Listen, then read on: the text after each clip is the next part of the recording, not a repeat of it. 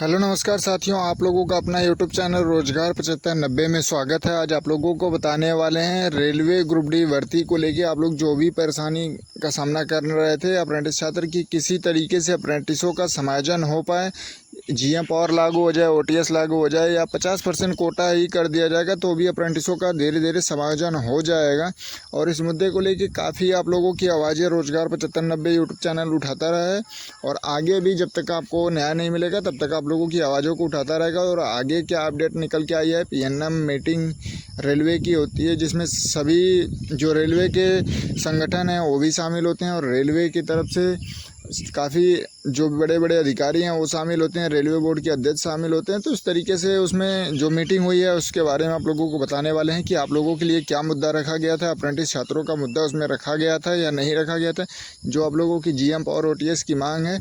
तो देखिए उसमें एआईआरएफ शामिल होता है इस मीटिंग में। तो एआईआरएफ को हम लोगों ने काफ़ी दिनों से मैसेज और मेल के माध्यम से और वहाँ स्वयं मिल के लेटर दिया था कि कम से कम सर अप्रेंटिसों का समायोजन किसी न किसी तरीके से हो जाए। कि देखिए अगर जीएम पावर उचित हो तो जीएम पावर, अगर नहीं है तो कम से कम 50% कोटा कर दिया जाए और एएलपी टेक्नीशियन में 20% कर दिया जाए। तो इस तरीके से आप लोगों की आवाज़ों को उठाने का काम एआईआरएफ की तरफ से लगातार होता रहा है कि अप्रेंटिसों के साथ बिल्कुल न्याय हो। तो इस मीटिंग में क्या रिजल्ट निकल के आया है, क्या आप लोगों का मुद्दा उसमें शामिल किया गया है, आइए उसके बारे में आप लोगों को बताते हैं। तो देखिए ये पीएनएम मीटिंग जो हुई उसमें आपके तरफ से बता दें कि अप्रेंटिसों का जितना भी मुद्दा, जितनी भी सुविधाएं आपको प्रोवाइड करानी थी, जैसे काफ़ी लोगों का ये भी मुद्दा रहता है कि जो अप्रेंटिस स्टूडेंट कर रहे हैं उनके कोई सेफ्टी नहीं दी जाती है, केवल और केवल उनको ड्यूटी पे भेज दी जाती है। और अभी भी ऐसे काफ़ी जोन हैं जहाँ पे रेलवे अप्रेंटिस को पेट्रोलिंग पे भेजा जा रहा है, मतलब दिन में ही ड्यूटी पे भेजा जा रहा है लेकिन पेट्रोलिंग पे ट्रैक पे भेजा जा रहा है। तो उनको काफ़ी दिक्कत का सामना करना पड़ रहा है, ना ही कोई सेफ्टी चीज़ दी जा रही है, उनको मुहैया कराई जा रही है। तो इन सारी चीज़ों को भी रखा गया है। और आपका जो जीएम और ओटीएस 50% कोटा है इसको भी मतलब आपके जो एआईआरएफ की तरफ से लेटर जारी किया गया, उसमें पूरा बारीकी से उसमें लिखा गया है कि जितने भी लोग रेलवे अप्रेंटिस कंप्लीट कर लिए हैं, चाहे नए अप्रेंटिस हों या पुराने हों, सभी का समायोजन किया जाए। क्योंकि बच्चे ट्रेंड होते हैं, उनका कहना है कि और ये सभी डिपार्टमेंट में ड्यूटी कर चुके हैं, इनको पूरी जानकारी होती है। और ये एएलपी टेक्नीशियन अगर आप लोग सभी में इनको रिजर्वेशन देते हैं तो इनका समायोजन हो पाएगा। और क्योंकि देखिए रेलवे से ट्रेनिंग करके सब कुछ एक्सपीरियंस लेके फिर भी ये लोग बेरोजगार हैं और रेलवे को स्किल्ड युवाओं की ज़रूरत है, क्योंकि रेलवे में कर्मचारियों की भी कमी है। तो इस तरीके से इस मुद्दे को वहाँ पे रखा भी गया था और इसको बारीकी उसमें पीएनएम मीटिंग की जो नोटिस होती है उसको भी जारी करके भेजा गया। तो आप लोगों के लिए ये तो बहुत खुशी की बात थी कि चलिए आपका मुद्दा उठाया जा रहा है। हम लोग तो यही सोच रहे थे कि चलिए कम से कम आपका मुद्दा अभी भी बना हुआ है। जैसे काफ़ी लोगों का कहना होता है कि सर अब जीएम पावर नहीं होगा, 50% कोटा नहीं मिलने वाला है, जो हो गया सो हो गया। तो ऐसा कुछ नहीं है, काफ़ी नियम में बदलाव हो सकते हैं अगर आप लोग चाहेंगे तो। एक लोगों के आवाज़ उठाने से और एक लोगों के कहने से तो नहीं होगा, लेकिन जब आप लोग सभी लोग सपोर्ट करेंगे तो बिल्कुल होगा। क्योंकि देखिए रेलवे को और रेलवे बोर्ड तक को ये छोटी छोटी चीज़ें पता नहीं होती हैं कि आपके साथ समस्या क्या हो रही है, लेकिन आप लोग जब अपनी बातों को, आवाज़ों को वहाँ तक पहुँचाएंगे किसी माध्यम से, तभी तो उनको पता चलेगा। तो जैसे कि आपकी आवाज़ों को, बातों को वहाँ पहुँचाया जा रहा है, उन्होंने कहा है कि इस पर हम बिल्कुल विचार करते हैं, जो उचित होगा, उचित जो भी होगा हम ऑफिशियली लेटर के माध्यम से आपको जानकारी देंगे, ठीक है।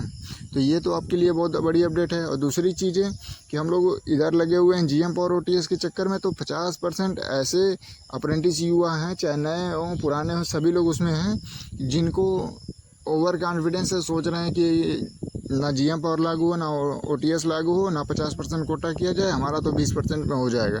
तो ठीक है, अच्छी बातें हैं कि आपका सिलेक्शन हो जाएगा। अगर आप में इतनी काबिलियत है, इतना टैलेंट है, तो आप एलपी टेक्नीशियन, एनटीपीसी, आरपीएफ, इन सभी वैकेंसियों में आप अपना टैलेंट दिखा के उनमें सिलेक्शन ले लीजिए, ताकि जो अप्रेंटिसों की सीट है वो दूसरे अप्रेंटिस युवाओं को मिल जाए। क्योंकि इनका अगर तैयारी अच्छी नहीं है तो ये कम से कम 20% रिजर्वेशन के थ्रू ही तो ले पाएंगे। तो आप लोग अगर अच्छी तैयारी है तो अलग वैकेंसी जो आ रही है रेलवे की, उसमें ज्वाइनिंग करिए, उसमें एग्ज़ाम क्वालिफाई कर लीजिए, ठीक है। तो आप लोग चाहे नए हो पुराने हो, देखिए आप लोगों को सपोर्ट बिल्कुल करना चाहिए कि अगर आपकी आवाज़ों को उठाया जा रहा है, और ऐसा नहीं है कि नहीं मिल सकता, अग्निवीरों को मिल सकता है तो आपको मिल सकता है, ठीक है।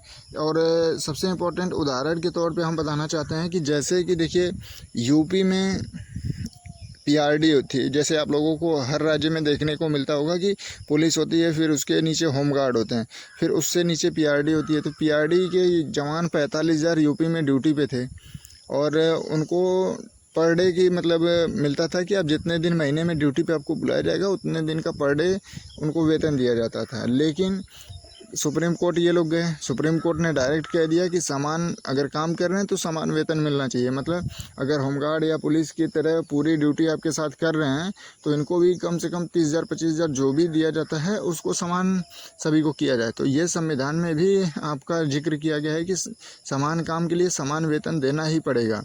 तो आप लोगों से भी रिक्वेस्ट है कि जब आप लोग ALP technician mechanical group D का काम जाके कर सकते हैं अप्रेंटिस बेस पे, तो आपको भी तो समान वेतन मिलना चाहिए।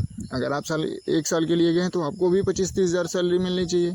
7,000 रुपया क्यों मिलता है और आप लोग उस पर भी राजी हैं, आप लोग उस पर भी संतुष्ट हैं। तो देखिए सुप्रीम कोर्ट जैसे उनको आदेश दिया है उनको समान वेतन देने की, मतलब जितने पुलिस की सैलरी होगी लगभग उतनी सैलरी अब उनको भी मिलेगी। पर डे की जो मिलती थी वो नहीं मिलेगी, अब मंथली सैलरी मिलेगी, उसमें डीए सब कुछ ऐड होगा, ठीक है। तो आप लोग भी अपने आवाज़ों को बातों को जब तक वहाँ पहुँचाएँगे, सुप्रीम कोर्ट हमने तो कहा था कि जब AITO ने दर्ज किया ITI का मामला तो उसमें अप्रेंटिस का मामला दर्ज करिए कि हम 8 घंटा ड्यूटी करते हैं 6,000-7,000 रुपये पे और हमको 20% कोटा के नाम पे कुछ नहीं मिलता है। 5 से 6 साल बाद वैकेंसी आएगी 20,000 25,000, उसमें से 20% 4,000 5,000 सीटें हम लोगों को मिलती है। और अप्रेंटिस जोन हर जोन में एक साल में 5-5 हज़ार कराई जा रही है।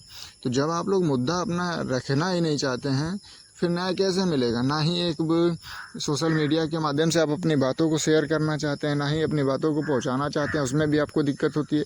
तो देखिए आप लोगों की ये सबसे बड़ी जिम्मेदारी है कि कोई एक आदमी आपको न्याय कैसे दिलाएगा, आपकी आवाज़ों को कैसे उठाएगा। इसमें आप लोग सबसे ज़्यादा आप लोगों की ज़रूरत है कि आप लोग बढ़ चढ़ के सपोर्ट करिए। तो जितने भी लोग इस वीडियो को देख रहे हैं आप लोगों से रिक्वेस्ट है कि देखिए GM पावर आपके लिए बहुत ज़रूरी है। GM पावर हो जाएगा तो डायरेक्ट आपको ना ही एग्ज़ाम देना है, ना ही फिजिकल, ना ही मेडिकल, सब कुछ आपका क्लियर हो चुका है। डायरेक्ट आप DB में जाएंगे, डॉक्यूमेंट जमा करके आप ज्वाइनिंग कर सकते हैं, ना ही ट्रेनिंग की भी ज़रूरत है। तो आप लोग GM पावर की ख़ास चीज़ें क्या है उसको समझिए, ठीक है। और देखिए जैसे कि पिछले जो ऑफिशियल RTI में 40-45 हज़ार अप्रेंटिसों की संख्या बताई जा रही थी, फिर अब जो रेलवे की तरफ से जारी किया गया था कि टोटल जोन वाइज जो फॉर्म पड़े हैं रेलवे में ग्रुप डी में, तो उसमें 1,31,000 संख्या आ गई।